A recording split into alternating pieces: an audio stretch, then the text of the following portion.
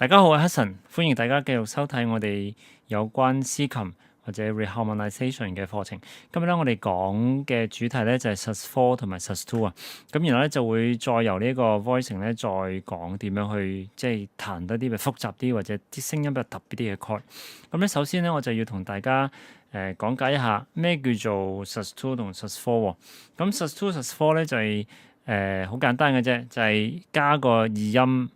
應該話個重點係個二音同四音啊。sus2 就係咩？如果大家彈開C chord 咧，就通常係咁彈啦。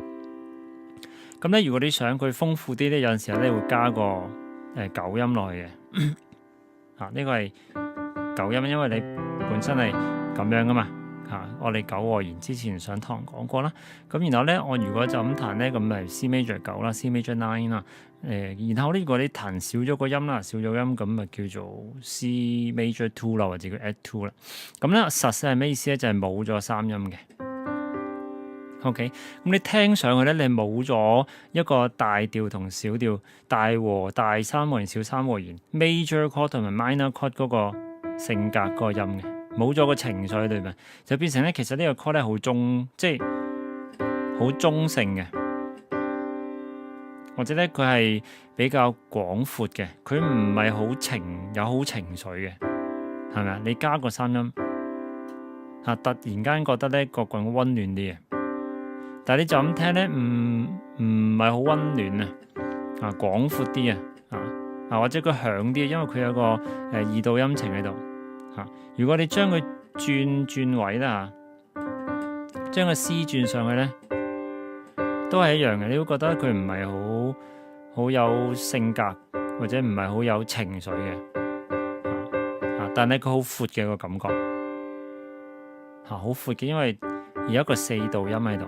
有兩個四度音，好闊嘅呢個四度音，咁咧呢個就叫做 sus2 嘅 voicing 啦。咁所以通常彈咧就係 OK，通常咧我哋又唔會單獨用 sus2，單獨用好多，因為通常咧佢咧可能或者咧佢咧就會去切換一啲聲響嘅效果如果你彈開三和弦嘅大三和弦，好溫暖好穩陣然後你想俾啲性格佢咧，你就會可以咁樣彈啦將個二音彈就唔要三音，個感覺就會切換咗好多。如果你就咁彈咧，譬如三音，個感覺冇咁突出嘅。但係如果你係 C chord。